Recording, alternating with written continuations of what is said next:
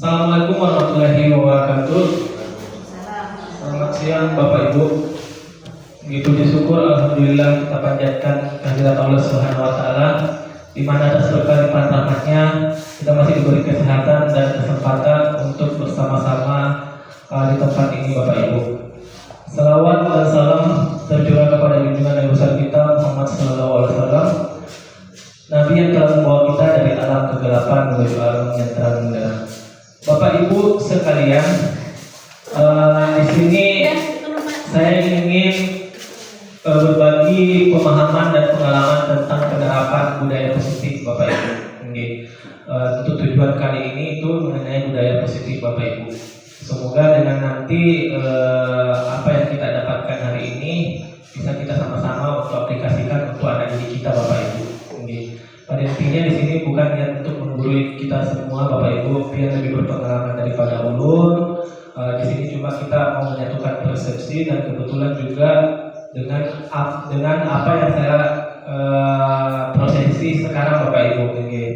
Jadi Bapak Ibu di sini akan membahas mengenai berbagi pemahaman dan pengalaman tentang penerapan budaya positif. Nah, selanjutnya di sini sebelum memulai ke materi, saya ingin mengajak Bapak Ibu untuk kita bermain dulu Bapak Ibu ya. Mungkin ada salah satu orang bisa maju di depan Bapak Ibu. Saya Pak. Ayo kita silakan dulu. Untuk tugasnya Ibu Kadek menulis sesuatu yang berharga yang sekarang yang Ibu miliki dan sangat membantu Ibu. Apa kira-kira untuk yang membantu Ibu dalam aktivitas sehari-hari? Terserah, apa saja apa. Boleh. Pokoknya yang membantu kegiatan Ibu dalam kegiatan sehari-hari, tanpa itu Ibu nggak bisa ngapa-ngapain.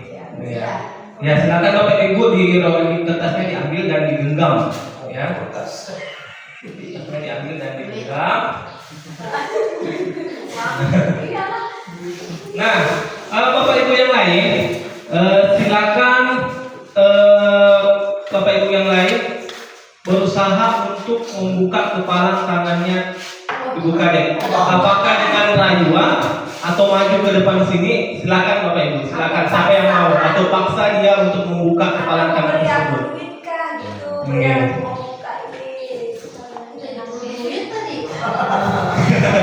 Iya. Ayo, siapa yang mau dulu merayu? Siapa yang mau merayu? Ya, Bu Misna, ayo Bu Mis. Ayo Bu Mis.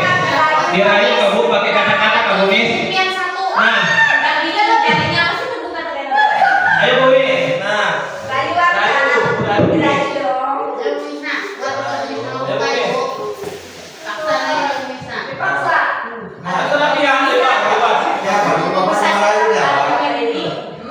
Pokoknya pian mau maju ke depan juga, buka kepalan tangan pian atau dengan rayuan gombal, silakan Bu.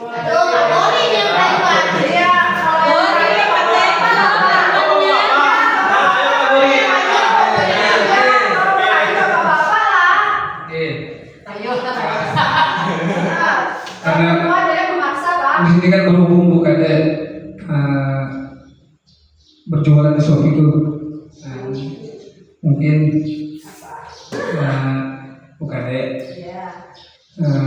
Bukade itu kan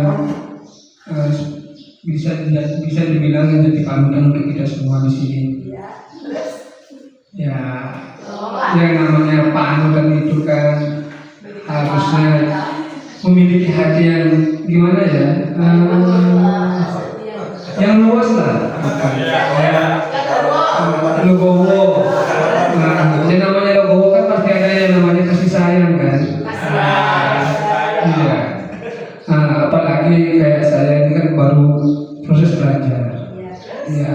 Tolonglah ya, tolonglah. Bantu saya. Membuka kepala.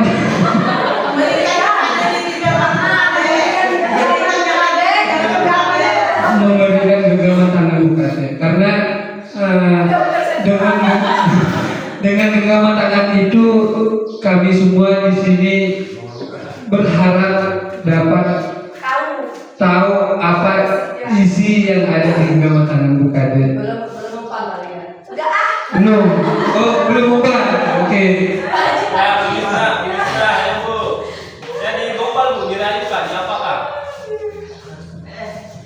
Bukan ada yang cantik. Merayu dulu. Yang baik hati. Yang suka berbagi sama kita semua. Bagi apa dulu ya? Bagi buku lagi. Berbagi pengalaman ibu. Kemudian ilmu yang diberikan kepada kami. Nah, kalau sekarang ini Bu saya berdiri di sini, ingin sekali Ibu meminta kepada Ibu memberikan yang ada di genggaman Ibu ini. Paling berharga itu. Iya, terima kasih banyak Kade, ternyata berhasil. Iya, makasih ibu Kak. Iya. Nah, dari tadi Bu ya, kita sudah belajar merayu kawan untuk membuka kepala tangan tersebut. Bapak Ibu yang lain, apa yang tadi Bapak Ibu lihat dari permainan itu? Nah, kira-kira apa yang Ibu lihat dari permainan tadi?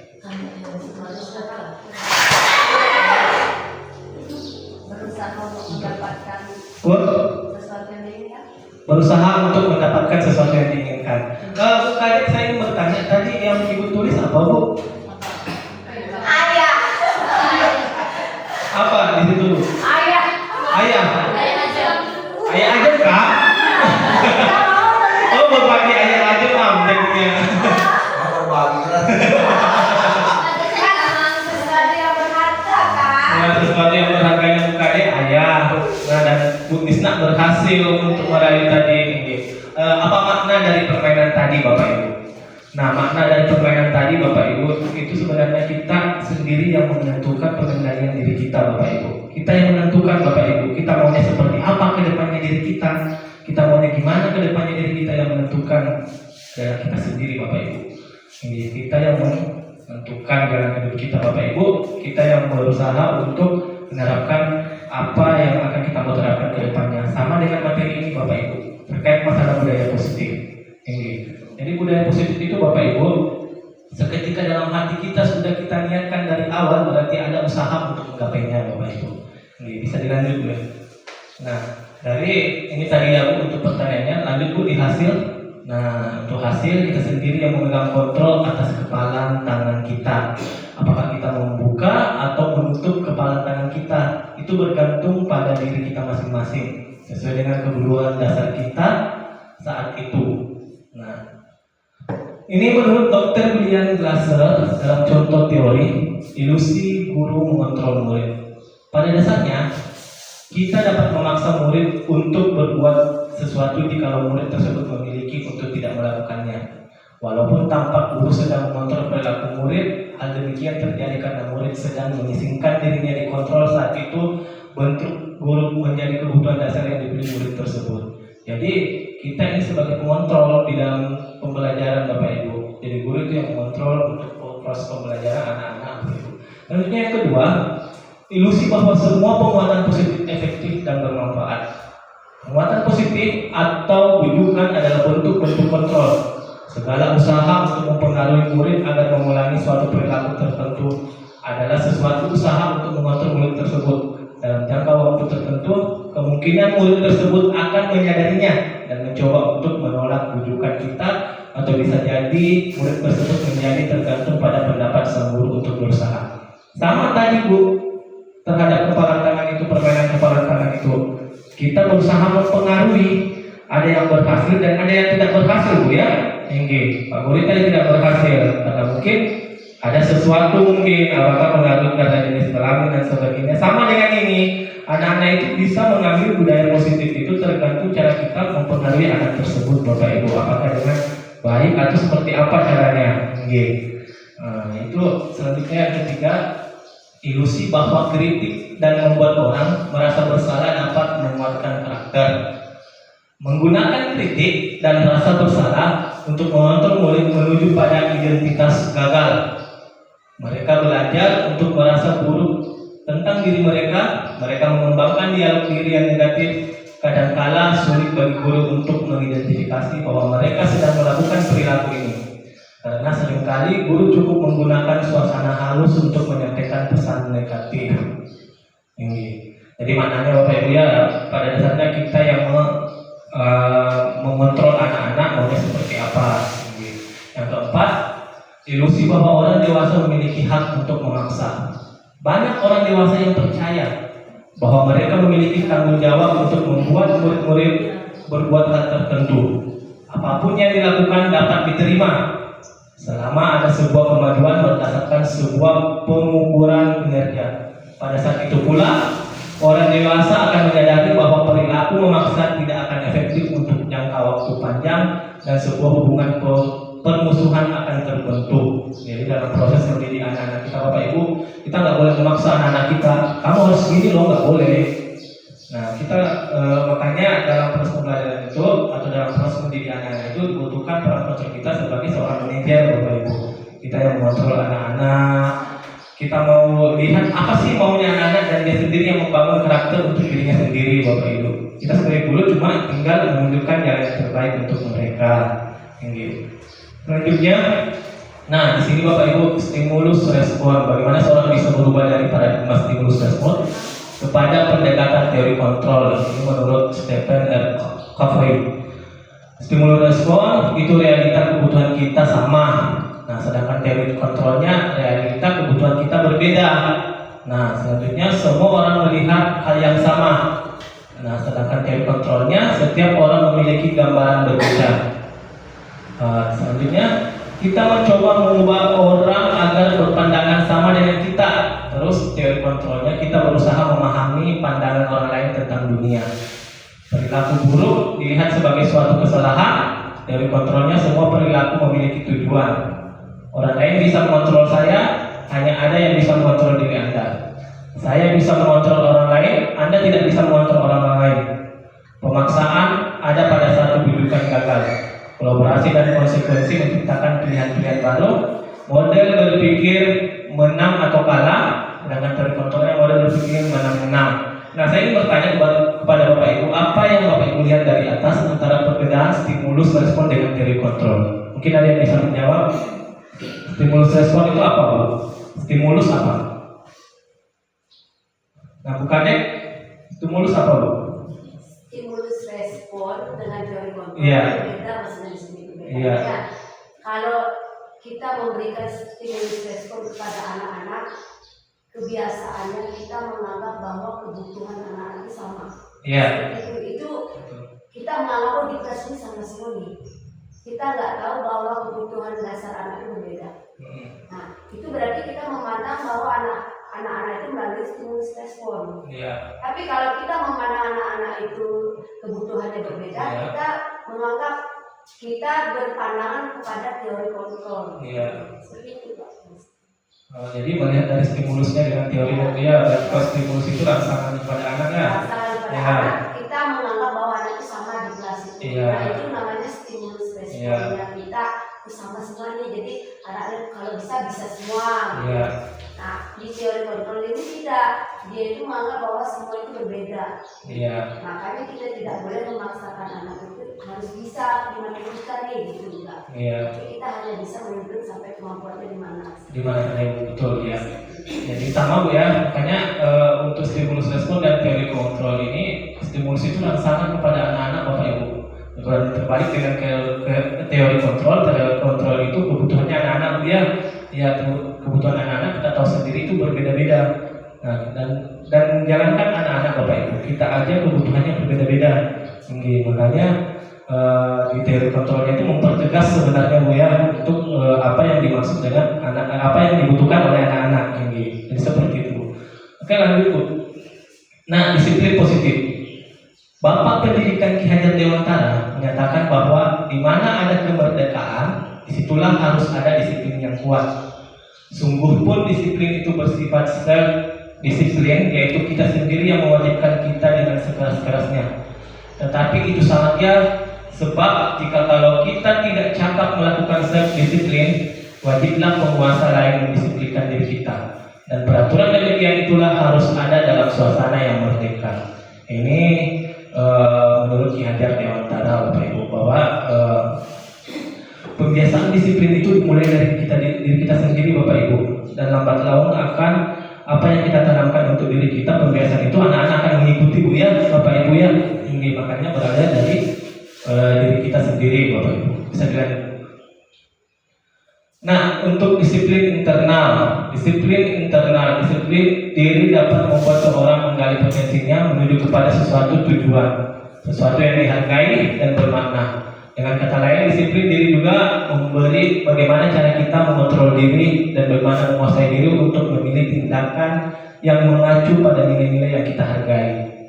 Seseorang yang memiliki disiplin diri berarti mereka bisa bertanggung jawab terhadap apa yang dilakukannya karena mereka mendasarkan tindakan mereka pada nilai-nilai kebajikan universal.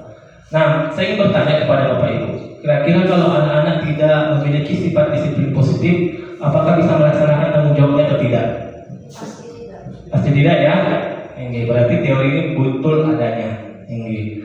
Jadi untuk penerapan budaya positif itu, apabila anak-anak kita mau minta pertanggungjawabannya, maka harus dimulai dengan mengubah dulu, ya. Mengubah dulu, termasuk salah satunya adalah memperbaiki disiplinnya. Ini. Disiplin positif itu sebenarnya luas maknanya, ya, luas. Semuanya harus kita betul-betul lakukan pendekatan dengan anak-anak untuk mencapai tujuan dari disiplin itu. Ini. Tujuan, nilai dan kebajikan motivasi dalam diri.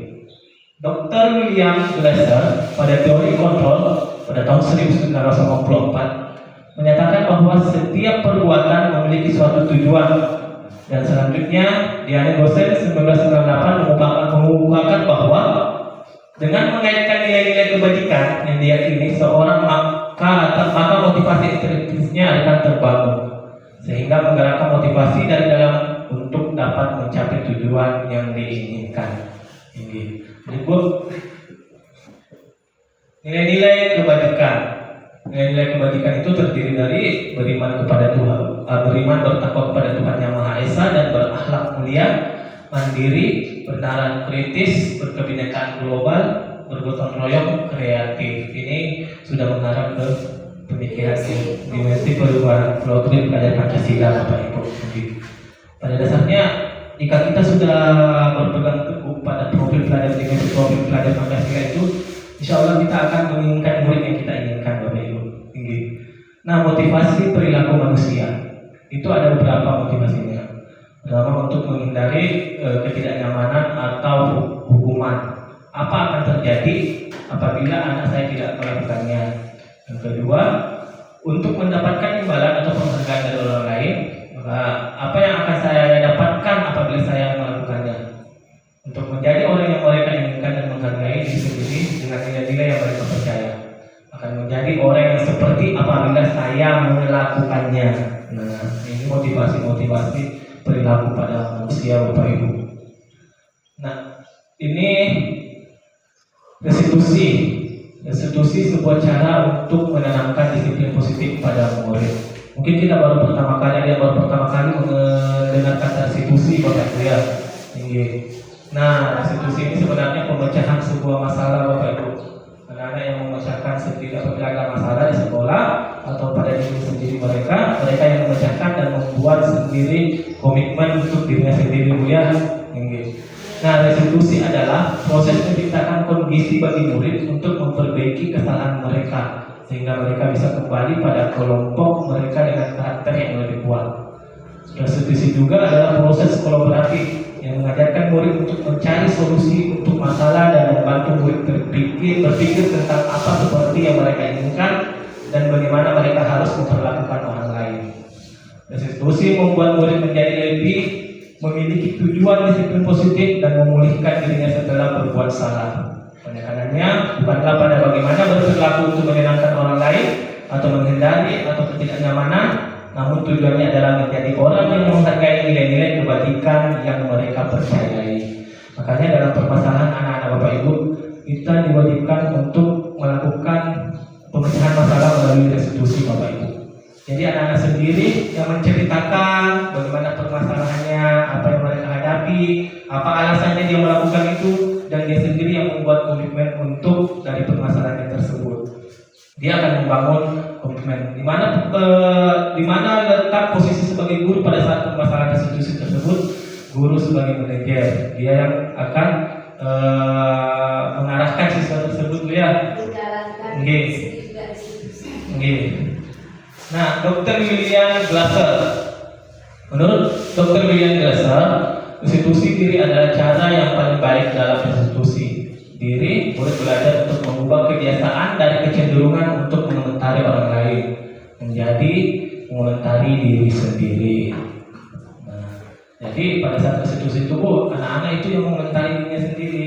Dia sendiri, oh saya begini, kenapa saya lambat? Misalnya anak-anak bermasalah, saya lambat ke sekolah, Pak. Kenapa lambat ke sekolah? Dia sendiri yang menjawab dan dia sendiri juga yang memecahkan dari permasalahannya itu. Ya. Nah, kebutuhan dasar manusia. Nah, ada 5 kebutuhan dasar manusia, Bapak Ibu. Ada kesenangan, ada kasih sayang dan rasa diterima, kebebasan, penguasaan, dan bertahan hidup. Ini pada dasarnya kebutuhan kita, Bapak Ibu. Bukan cuma anak-anak itu semua, Bu, ya. Ini kebutuhan dasar manusia yang dibutuhkan. Mungkin bisa berjalan.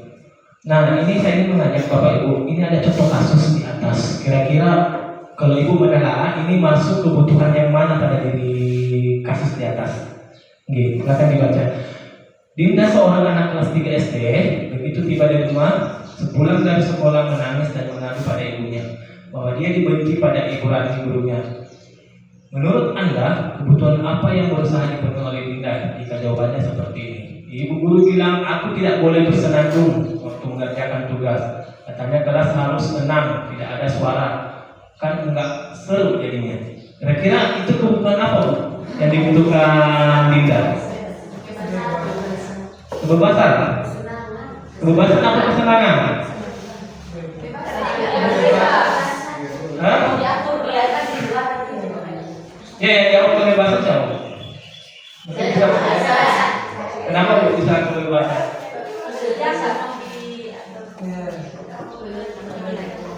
Dia nggak mau diatur. Kalau kadang tadi ya, dia pengen senang nyanyi-nyanyi sambil ngerjain tugas gitu. Jadi kesenangan dia. Iya. ini kesenangan itu, ya, karena ini ada dia menyukai, ada perasaan menyukai bersenandung itu. Oke. Kemudian tiba-tiba dilarang oleh gurunya. Makanya hak kesenangannya itu, hak menyukainya itu dilarang, makanya dia melanggar hak kesenangan. Lanjut, Bapak Ibu. Kita lihat lagi. Ibu guru tidak menyapaku hari ini. Padahal aku pakai titik rambut baru. Ini apa? Ya, cinta dan kasih sayang. Aku sebel. Gambarku tidak rapi. Malah ibu guru tunjukin ke teman-temanku di depan kelas. Ini apa? Penguasaan. Aku sebel, gambarku tidak rapi. Malah ibu guru tunjukin ke teman-teman di depan kelas. Dia tidak bisa memiliki kebutuhan dasar penguasaan. Ya, ini penguasaan.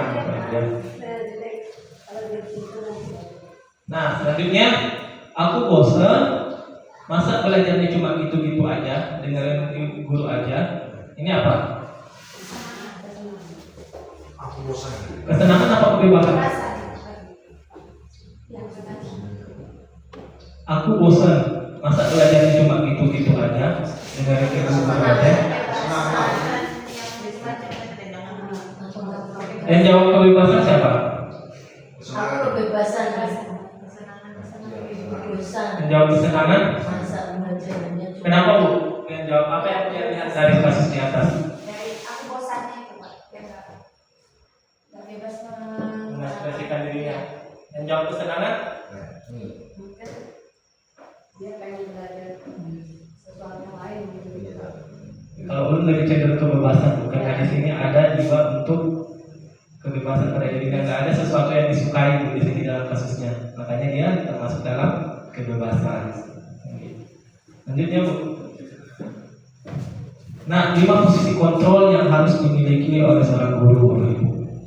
Nah, di sini ada tahapannya, Bu, dari yang paling berat sampai yang paling baik, Bapak Ibu. Ada posisi guru kita sebagai posisi kontrol kita sebagai penghukum, ada ada posisi kontrol kita, pembuat merasa bersalah, teman, pemantau, dan manajer Bapak Ibu. Nah, saya rasa kalau nomor 1 mungkin pernah kita melakukan Bapak Ibu ya, pernah lebih ya, pernah semua yang kita lakukan ya. Tapi yang kita mau inginkan, yang diminta sebenarnya dalam pendidikan itu yaitu kita sebagai manajer Bapak Ibu ya. Pada akhirnya nanti kita sebagai manajer aja dalam pembelajaran. Sebenarnya yang diminta dalam kurikulum merdeka dalam proses pembelajaran juga ini posisi kontrol ini. Selanjutnya Bu.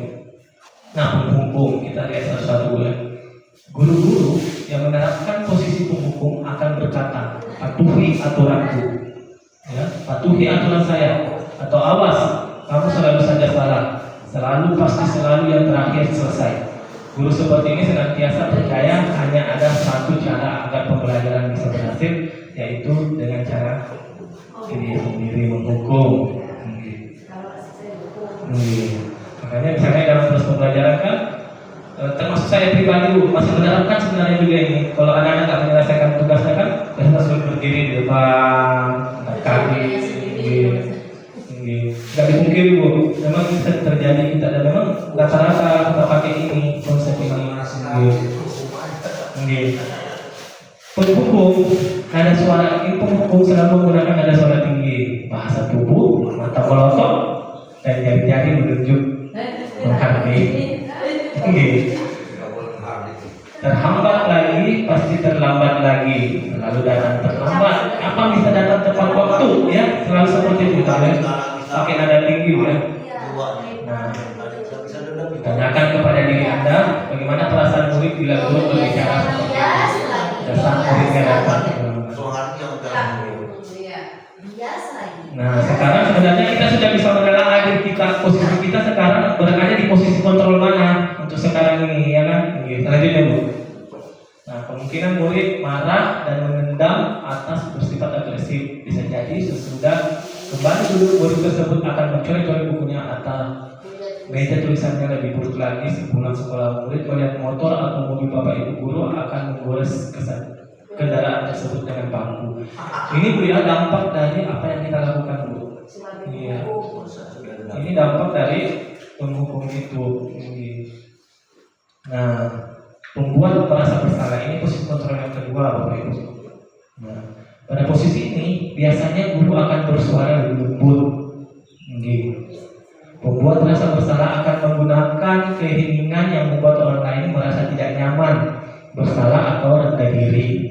Kata-kata yang keluar dengan lembut akan seperti, ibu sangat kecewa dengan kamu. Berapa kali bapak harus memberitahu kamu ya? Gimana coba kalau orang tua kamu tahu kamu berbuat begini? Nah, di posisi ini murid akan memiliki penilaian diri yang buruk tentang diri mereka. Murid merasa tidak berharga dan telah mengecewakan orang-orang di sekelilingnya. Ini membuat merasa bersalah. Jadi posisi kita itu, kita berusaha menunjukkan anak-anak bahwa dia salah. Nah, ini kayaknya Bapak Ibu kita pernah pakai ini juga ya? Iya. Tapi saya masih pakai ini juga. Tinggal itu. Membuat merasa bersalah, nada suaranya membelas, halus, sedih, bahasa tubuh merapat pada anak, lesu. Contohnya, adik, kamu ini bagaimana ya? Kamu sudah berjanji dengan ibu tidak akan terlambat lagi. Kamu kenapa ya senang sekali mengecewakan ibu? Ibu benar-benar kecewa sekali. Bagaimana perasaan murid bila ditegur seperti cara ini? Nah, ini Bu, dari kasus itu kita melihat, kita memposisikan anak-anak itu bersalah dengan memasukkan diri kita di dalam juga. Bagaimana perasaan ibu? Nah, jadi anak-anak itu merasa bersalah begitu. Nah, hasilnya murid akan merasa bersalah dalam mengecewakan ibu atau bapak gurunya. Murid akan merasa menjadi orang yang gagal dan tidak sanggup membahagiakan orang lain. Kadangkala sikap seperti ini lebih berbahaya dari sikap penghukum karena emosi akan tertanam rapat di dalam. Murid menahan perasaan. Tidak seperti murid dalam dengan guru penghukum, di mana murid bisa menumpahkan amarahnya walaupun dengan cara negatif. Murid tertekan seperti ini yang tiba-tiba bisa meletus amarahnya dan bisa menyakiti diri sendiri atau orang lain. Ya, selanjutnya. Nah, ini posisi kontrol sebagai teman. Nah, posisi kontrol sebagai teman, guru pada posisi ini tidak akan menyakiti murid, namun akan tetap berupaya mengontrol murid melalui persuasi. Posisi teman, ada guru yang bisa negatif atau positif. Positif di sini berupaya membangun hubungan baik yang terjalin antara guru dan murid. Guru di posisi teman menggunakan hubungan baik dan humor untuk mempengaruhi seseorang. Mereka berkata, ayo bantulah jadi bapak ya. Iya. Ini sudah kita keterangannya agak lebih naik levelnya dibandingkan tadi menghukum sebagai berbuat bersalah. Nah, selanjutnya kita ke teman namanya. Nah, tadi contohnya juga, ayo ingat tidak bantuan bapak selama ini. Nah, kita mendekati anak-anak melakukan rangkulan kepada anak-anak. Ya sudah, kali ini tidak apa-apa. Nanti ibu bantu bereskan. Hal negatif dari posisi teman adalah bila suatu saat guru tersebut tidak membantu, maka murid akan kecewa. Ya. Ini murid akan kecewa Bapak Ibu kalau kita memakai posisi ini. Kalau suatu waktu nanti dia membutuhkan kita tidak bersedia membantu, dia akan kecewa. Nah, bisa jadi bahasa yang digunakan, saya pikir atau Bapak Ibu teman saya. Nah, dia menganggap kita sudah sebagai teman. Nah, makanya ini sebenarnya tepat sih, tapi jangan seringkali digunakan. Ada waktu-waktunya tertentu. Murid merasa dikecewakan dan tidak mau lagi berusaha. Hal yang lain mungkin timbul adalah murid hanya akan bertindak untuk guru tertentu dan tidak untuk guru lainnya. Murid akan tergantung pada guru tersebut. Teman. Nah, kalau sebagai teman itu nada suaranya ramah, akrab, dan bercanda bahasa tubuh, merapat pada murid, mata dan senyum jenaka. Nah, contoh kasusnya, Adi, ayolah bagaimana sih kamu? Kemarin kamu sudah janji ke Bapak bukan? Kenapa terlambat lagi? Sambil tertawa ringan. Ya, sudah tidak apa-apa, duduk dulu sana. Nanti Pak Guru bantu kamu. Ini sambil tersenyum-senyum. Bagaimana perasaan murid dengan sikap guru seperti ini? Nah, gimana Bu? Gimana kira-kira? Murid senang ya? Karena kita melakukan pendekatan ya? Iya. Nah, hasilnya murid akan merasa senang, akrab dengan guru lain. Ini termasuk dampak yang positif. Hanya saja di sisi negatifnya murid menjadi tergantung pada guru tersebut. Terus yang kedua, bila ada masalah, dia merasa bisa mengandalkan guru tersebut karena sudah membantunya, sudah dianggap kawan, Bapak Ibu. Nah, akibat lain dari posisi teman, Adi hanya akan berbuat sesuatu bila yang menyuruh adalah guru tersebut dan belum tentu berlaku yang sama dengan guru atau orang lain. Saya juga merasakan sebenarnya Bapak Ibu. Nah, ini guru sebagai posisi kontrol pemantau. Pemantau artinya memantau berarti mengawasi. Pada saat kita mengawasi, kita bertanggung jawab atas perilaku orang-orang yang kita awasi. Posisi pemantau berdasarkan peraturan-peraturan dan konsekuensi. Dengan menggunakan sanksi atau konsekuensi, kita dapat memisahkan hubungan pribadi kita dengan murid sebagai seseorang yang menjalankan posisi pemantau.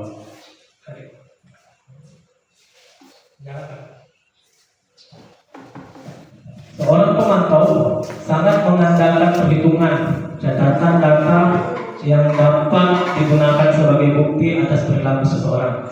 Posisi ini akan menggunakan speaker atau slip catatan daftar cek posisi pemantau sendiri berasal dari teori stimulus respon yang menunjukkan tanggung jawab guru yang mengontrol murid. Nah, ini sudah naik levelnya Bu. Kita sebagai guru itu sebagai pemantau aja dalam segala permasalahan. Lanjut Bu. Bahasa tubuh yang formal. Murid memahami konsekuensi yang harus dijalankan karena telah melanggar salah satu peraturan sekolah. Guru tidak menunjukkan suatu emosi yang berlebihan, menjadi marah atau membuat merasa berbuat salah. Murid tetap dibuat tidak nyaman, yaitu dengan harus tinggal kelas pada waktu jam istirahat dan mengerjakan tugas. Guru tetap harus memantau murid pada saat mengerjakan tugas di jam istirahat karena murid tidak bisa tinggal seorang diri. Nah, ini Bu harapan kita sebenarnya. Kita sebagai guru itu sebagai posisi manajer. Ya, kalau posisi manajer tahu kan Bapak Ibu manajer itu apa kan? Nah, posisi di mana guru berbuat sesuatu bersama dengan murid, mempersilahkan murid mempertanggungjawabkan perilakunya. mendukung murid agar dapat menemukan solusi atas permasalahannya sendiri. Nah, misalnya contoh anak-anak berbuat salah, kalau di posisi ini Bapak Ibu ya. Nah, kita sendiri yang meminta anak itu menceritakan permasalahannya apa yang dihadapi. Dia sendiri juga yang membangun komitmen untuk menyelesaikan masalahnya. Kita cuma mengontrol aja Bapak Ibu.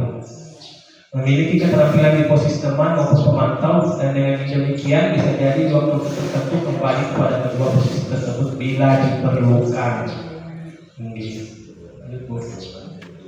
Namun, bila kita menginginkan murid-murid kita menjadi manusia yang merdeka, mandiri dan bertanggung jawab, maka kita perlu mengacu kepada restitusi yang dapat menjadikan murid kita seorang manajer bagi dirinya sendiri. Di manajer, murid diajak untuk menganalisis kebutuhan dirinya maupun kebutuhan orang lain.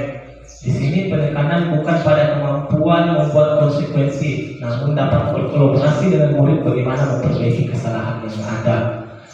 Jadi anak-anak sendiri yang membangun Bu ya, menyelesaikan masalahnya. Kita sebagai guru untuk mengarahkan aja, itu manajer Bu ya. Sama dengan manajer di perusahaan Bapak Ibu. Maunya pendidikan itu seperti itu harapannya ke depannya ya. Kita bertindak sebagai manajer. Seorang manajer akan berkata, ini contoh ya, apa yang kita yakini, kembali ke keyakinan kelas. Nah, makanya pentingnya sebelum pembelajaran itu di budaya positif itu ada pembuatan keyakinan kelas dulu Bapak Ibu ya. Anak-anak sendiri yang membuat aturannya Bapak Ibu. Aturan di kelasnya seperti apa? Makanya ditulis. Nanti misalnya contoh anak-anak, kamu maunya gimana aturannya kelas? Gak boleh makan dalam kelas. Silakan tuangkan di situ dan ditempel dan disepakati sama-sama. Nah, ketika kita sudah menerapkan itu, sejatinya kita sudah menerapkan posisi manajer Bapak Ibu. Sudah pelan-pelan mengikuti posisi manajer. Nah, makanya nanti pada saat mereka berbuat salah, kita akan menanyakan keyakinannya itu. Kenapa kamu melanggar keyakinan itu? Apakah kamu meyakininya? Jika kamu meyakininya, maka kamu bersedia memperbaikinya. Makanya penting di awal-awal tahun pelajaran baru ya, ini mumpung mendekati Bapak Ibu. Penting di awal-awal kita buat keyakinan kelas dulu untuk anak-anak peraturan kelas. Nah, misalnya peraturan keyakinan kelas 4A, maunya seperti apa sih? Nah, silakan, kita nggak usah menuangkan di situ aturan-aturan, biar aja anak-anak membuat aturan sendiri. Nah, nanti kalau ada anak yang melanggar, kita kembalikan ke keyakinan mereka yang mereka buat. Nah, jika kamu memperbaiki ini, hal ini menunjukkan apa tentang dirimu? Apa rencana kamu untuk memperbaiki hal ini? Tugas seorang manajer bukan untuk mengatur perilaku seseorang. Kita membimbing murid untuk dapat mengatur dirinya. Seorang manajer bukannya memisahkan murid dari kelompoknya, tapi mengembalikan murid tersebut ke kelompoknya dengan lebih baik dan kuat. Itu tujuannya Bu ya. Lanjut Bu. Tujuan akhir dari 5 posisi kontrol seorang guru adalah pencapaian posisi manajer, di mana posisi ini murid dapat menjadi pribadi yang mandiri, merdeka, bertanggung jawab atas segala perilaku dan sikapnya, yang pada akhirnya dapat menciptakan lingkungan yang positif, nyaman dan aman. Ya, ini nanti akan kita pelan-pelan akan kita sama-sama untuk terapkan Bu posisi manajer ini. Dan Ulun juga merasa Ulun belum bisa memakai posisi manajer ini, dan Ulun merasa diri Ulun masih berada di posisi berbuat bersalah. Belum bisa juga ini. Makanya Ulun sambil jujur. Manajer akan menggunakan nada suara tulus, rasa tulus tidak kaku, mendekat kepada murid. Ini kembalinya intinya Bu, kita berpihak kepada murid itu aja intinya. Tujuan dari Ki Hajar Dewantara, pendidikan Ki Hajar Dewantara dulu intinya berpihak kepada murid. Selanjutnya. Nah, contoh kasus. Adi, apakah kamu mengetahui jam berapa sekolah dimulai? Adi menjawab, tahu Pak, jam 7.00. Ya, jadi kamu terlambat. Kira-kira bagaimana kamu akan memperbaiki masalah ini? Saya bisa menanyakan teman saya Pak, untuk mengejar tugas yang tertinggal. Baik, itu bisa dilakukan. Apakah besok akan ada masalah kamu agar bisa hadir tepat waktu ke sekolah? Tidak Pak, saya bisa hadir tepat waktu. Baik, saya hargai usahamu untuk memperbaiki dirimu. Bagaimana pesan murid tersebut? Ini Bu, kelihatan sudah di sini posisi manajernya. Ya, dia menceritakan masalahnya, dia juga ya membuat komitmen untuk memperbaikinya. Nah, itu harapan kita ke depannya. Ini Bu. Nah, hasilnya fokus ada pada murid, bukan untuk membahagiakan guru atau orang tua. Murid sudah mengetahui adanya suatu masalah dan sesuatu perlu terjadi. Bila guru mengambil posisi pemantau, guru akan melihat apa konsekuensinya, apa peraturannya. Pada posisi manajer, guru akan mengembalikan tanggung jawab kepada murid untuk mencari jalan keluar permasalahannya, tentu dengan bimbingan guru. Nah ini Bu, silakan kita bisa lihat ini. Bu, sambil kita lihat Bu ya.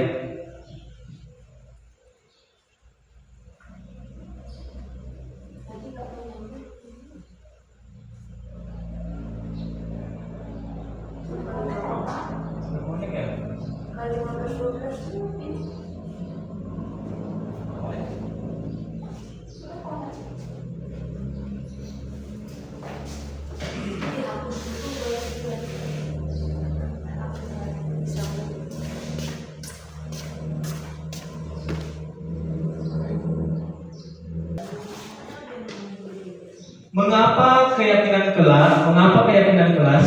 Mengapa tidak peraturan kelas saja? Nah, kenapa kira-kira Bu? Nah, pertanyaan pematinya, mengapa kita harus pakai helm sama dengan Bu ya? Mengapa kita harus pakai masker? Nah, lanjut Bu. Nah, keselamatan dan kesehatan itu menjadi keyakinan, di mana keyakinan itu tumbuh dalam diri kita dengan nilai kebajikan universal yang disepakati secara tersirat dan tersurat, lepas dari latar belakang suku, negara, bahasa maupun agama. Makanya tadi pertanyaan dari awal, mengapa harus keyakinan kelas bukan peraturan kelas? Yaitu Bu, tujuannya ya. Karena itu dalam diri harus membangunkan unsur intrinsik anak itu. ya, Kesadaran dirinya. Nah, selanjutnya Bu, keyakinan kelas bersifat lebih abstrak daripada peraturan yang lebih rinci dan konkret. Keyakinan kelas berupa pernyataan-pernyataan universal. Pernyataan keyakinan kelas senantiasa dibuat dalam bentuk positif. Keyakinan kelas hendaknya tidak terlalu banyak sehingga mudah diingat dan dipahami oleh semua warga kelas. Keyakinan kelas sebaiknya sesuatu yang dapat diterapkan di lingkungan tersebut. Semua warga kelas hendaknya ikut berkontribusi dalam pembuatan keyakinan kelas lewat kegiatan curah pendapat. Bersedia meninjau kembali keyakinan kelas dari waktu ke waktu. Makanya pentingnya nanti di awal pembelajaran gue, mudah-mudahan kita semua kita sama-sama membuat keyakinan kelas di awal Bapak Ibu. Siap. Ini. Nah, contoh keyakinan kelas. Nah, ini karena contoh kelas 1. Ini anak-anak yang membuat Bu.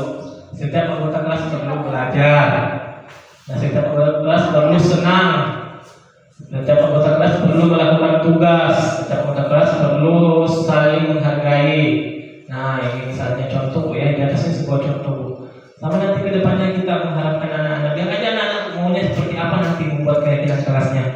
Maunya bersenang-senang, nggak boleh makan di kelas. Tapi alhamdulillah Bu sudah menerapkan juga di kelasnya Bu Ida kemarin, izin Bu ya. Ini Bu sudah menerapkan. Anak-anak itu memang nggak ada maunya untuk ke arah yang negatif, semuanya positif yang diinginkan untuk membuat keyakinan kelas ini.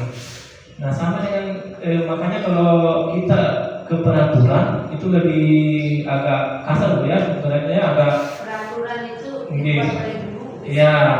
Jadi kita mau melakukan Apabila nggak dilakukan akan ada sanksinya. Kalau keyakinan kelas dikembalikan ke diri kita sendiri, kita yang meyakini gitu lah. Gitu. Nah, keyakinan kelas ini Bu contoh Bu yang sudah belum ambil di kelasnya Bu Ida semalam. Ini anak-anak membuat keyakinan kelasnya. Saya peta-petakan kemarin. Nah, keyakinan kelas ini keyakinan kelasnya ceria.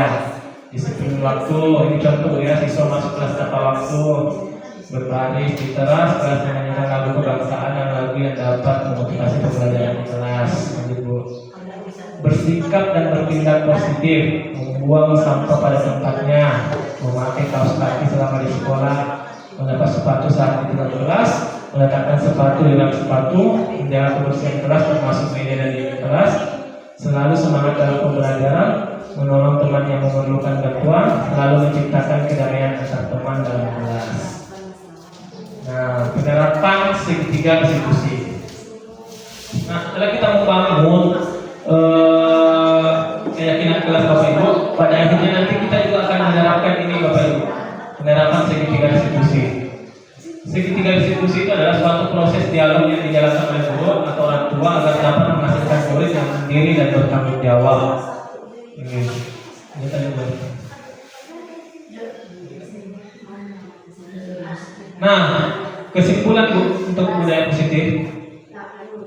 Budaya positif yang diterapkan melihat kebutuhan dasar murid dan berusaha memenuhi kebutuhan dasar murid. Budaya positif dilandasi dengan keyakinan kelas yang dibuat secara bersama murid. Budaya positif berdasarkan disiplin positif yang menumbuhkan motivasi internal murid. Budaya positif dengan keyakinan kelas atau sekolah yang sesuai dengan kebutuhan belajar murid dapat dibangun melalui strategi segitiga restitusi yang diterapkan setiap guru di sekolah. Budaya positif dapat terwujud dengan kerjasama warga sekolah. Pada akhirnya nanti dari akhir dari materi ini kita menginginkan pembelajaran yang berpihak kepada murid. Itu intinya Bapak Ibu ya. Kita tujuannya ke situ sebenarnya. Ini sebenarnya untuk berpihak kepada murid ini sudah lama-lama dicetuskan oleh Ki Hajar Dewantara. Tujuan akhirnya ke situ. Nah, untuk mencapai sebenarnya tujuan berpihak kepada murid itu ya ke sini. Penerapan budaya positif ini apa yang kita lihat tadi melalui penerapan segitiga restitusi, membangun keyakinan kelas dan lain sebagainya. Itu pada intinya Bapak Ibu. Oke, itu Bapak Ibu mungkin ada yang mau ditanyakan atau tidak berdiskusi atau kedua orang silakan. Atau mungkin ada yang menceritakan permasalahan atau kisahnya di kelas seperti apa biar sama-sama kita bisa berbagi Bu. Bukan Bu.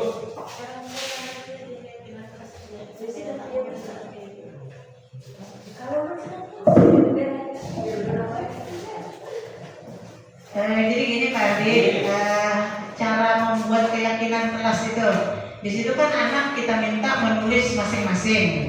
Nah, apa yang menurutnya yang harus dilakukannya ketika itu dilanggar, mungkin dia akan mendapatkan konsekuensi dari dirinya sendiri lah istilahnya.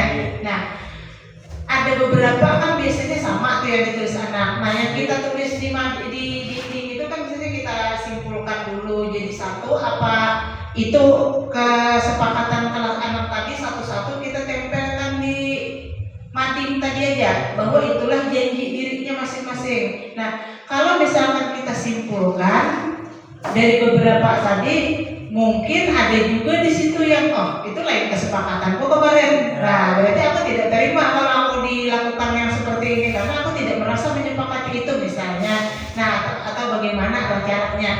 Mohon kami dibimbing untuk membuat itu tadi. Oke.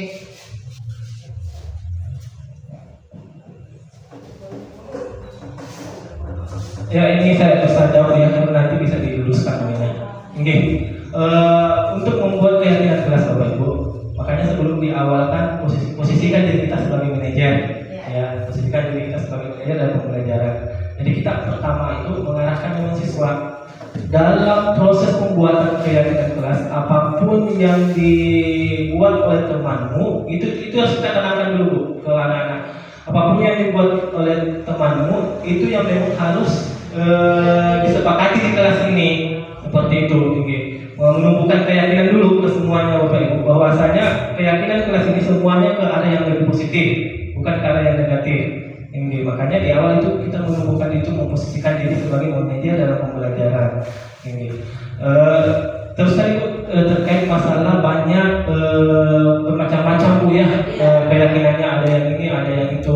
Makanya kan kita melakukan pemetaan terhadap keyakinan yang mereka buat. Misalnya mereka jangan makan di kelas.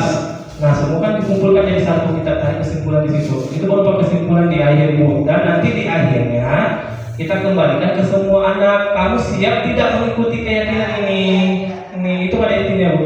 Kalau anak-anak siap berarti aman, kita lanjutkan keyakinan kerja, kita tempel di dinding. Tapi kalau ada anak-anak satu yang tidak setuju, ya disertakan dengan alasannya dan cari cara lain untuk membuat keyakinan kelas yang lain lagi gitu seperti itu. Mungkin Bapak Ibu ada yang lain bisa menambahkan. Bukan itu mungkin.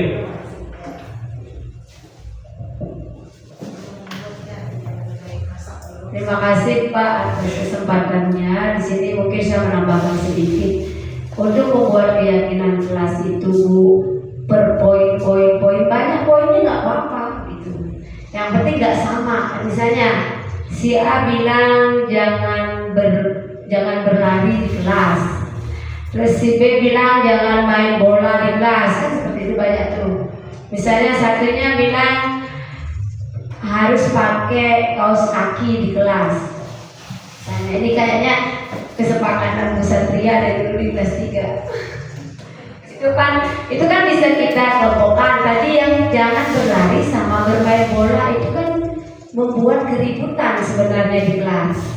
Nah, jadikan kalimat keyakinan kelas itu jangan pakai kata jangan atau tidak. Jadikan kalimat positif. Berarti biar kelas itu tenang atau aman gimana kata-katanya. Tapi jangan tidak boleh ribut, tidak gitu. Tapi kalau tidak boleh ribut artinya apa di kelas itu? Aman, tenang, kan kayak gitu ya, seperti itu. Jadi pada saat membuat keyakinan kelas itu usahakan kalimat negatif berubah menjadi kalimat positif. Yang seperti itu. Terus apapun yang dibuat anak, buat semuanya Bu. Yang penting poin 1 tidak sama kan maknanya dari poin 2, seperti itu. Nah jadi memang setelah dibuat seperti itu, kita yakini, kita sepakati bersama kalau ini adalah semua hasil dari keyakinan yang dia buat dan harus dilaksanakan. Dan juga kita beri kalau tidak dilaksanakan konsekuensinya seperti apa gitu. Boleh, tapi tidak usah ditempel di situ Bu. Itu nanti berdasarkan masing-masing murid individu maunya. Kan anak itu maunya berbeda-beda. Misalnya kalau dia terlambat, konsekuensi dia itu apa? Kalau sesuai pas dia terlambatnya pelajaran olahraga, dia berarti disuruh Bapak Ardi keliling lapangan 2, benar? Karena berhubungan dengan pelajaran olahraganya, gitu Bu. Tapi kalau pada saat itu dia terlambat pelajaran bahasa Indonesia, biar suruh berpuisi, boleh konsekuensinya. Jangan memberi konsekuensi itu beda dengan hukuman. Kalau hukuman misalnya suruh berdiri, menghukumkan, tidak ada hubungan dengan materi yang akan diajarkan, itu hukuman. Tapi kalau kita menyuruh dia sesuai dengan pelajaran, itu konsekuensi. Seperti itu. Mungkin itu saja yang dapat saya sampaikan. Terima kasih. Mohon maaf jika ada kesalahan kata. Ya, Bapak Ibu yang lain, adakah lagi yang mau ditambahkan? Bu Nur mungkin? Ada Bu? Oke. Jadi pada intinya Bu, pada akhirnya nanti kembali mengulang harapan kita keberpihakan kepada murid. Dan kita berperilaku sebagai seorang manajer. Intinya kita jangan menghukum anak-anak, tapi lebih tepatnya memberi konsekuensi atas perilaku yang mereka lakukan. Nah itu aja Bapak Ibu mungkin yang bisa saya sampaikan. Lebih dan kurangnya mohon dimaafkan. Sedikit ada kata motivasi buat kita semua. Doktrin dirimu mengingat kebesaran ilahi, niscaya perbuatan itu akan datang dan membakar surgamu. Wabillahi taufiq wal hidayah. Assalamualaikum warahmatullahi wabarakatuh dan selamat siang.